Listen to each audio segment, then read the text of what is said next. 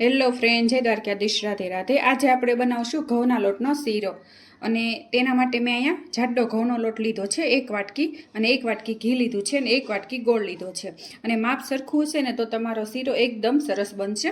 અને હવે આપણે જે વાટકી માપ લીધું છે તે વાટકી પ્રમાણે આપણે પાણી લેશું।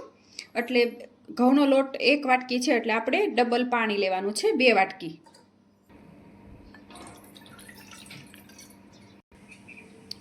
અહીંયા મેં 2 વાટકી પાણી લીધું છે, 1 વાટકી ઘઉંનો લોટ છે અને 2 વાટકી પાણી લીધું છે। અને હવે તેમાં આપણે આ ગોળ ઉમેરી દેશું।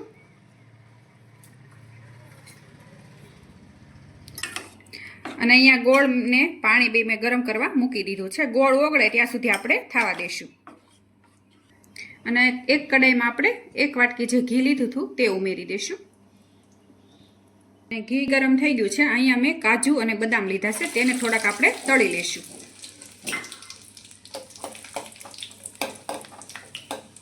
બદામી કલર ના થાય ત્યાં સુધી આપણે તળી લેશું। અને તમારે કાજુ બદામ ન નાખવા હોય તો તમે સ્કીપ પણ કરી શકો। આ માપ સાથે તમે શીરો ઘઉંનો બનાવજો, પહેલી વાર બનાવશો ને તોય સરસ બનશે। અને જો કે ઘઉંના લોટનો શીરો તો બધાને આવડતો જ હોય, પણ આવી રીતે તમે એકવાર બનાવજો, સરસ બનશે। અને કાજુ બદામ આપણે તળી લીધા છે। હવે એમાં ધીરે ધીરે આપણે લોટ ઉમેરતા જઈશું અને હલાવતા રહીશું। અને ગેસ ધીમો રાખવાનો।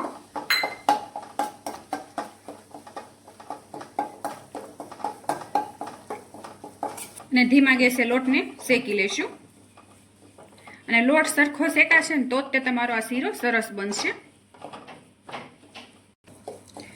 અને લોટ સરસ શેકાય છે, ઘી છૂટું પડવા માંડ્યું છે અને થોડોક બ્રાઉન કલરનો થાય ને લોટ ત્યાં સુધી શેકવાનો છે।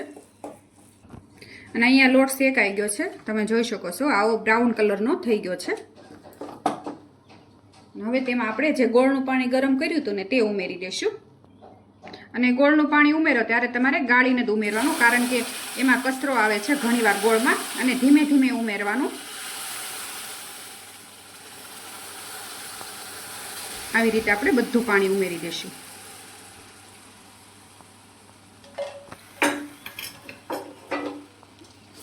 અને ધીરે ધીરે મિક્સ કરી દેશું।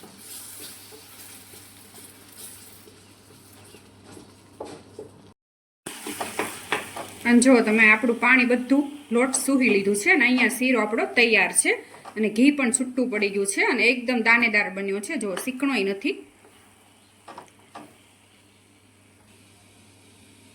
અને થોડોક એમાં એલચી પાવડર ઉમેરશું અને ગેસ બંધ કરી દેશું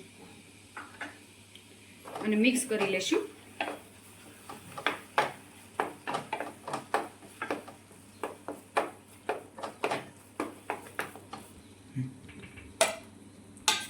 અને હવે આપણે કાઢી લેશું।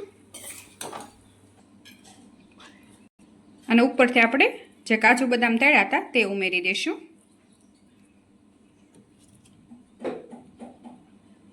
અને થોડીક દ્રાક્ષ ઉમેરી દેશું।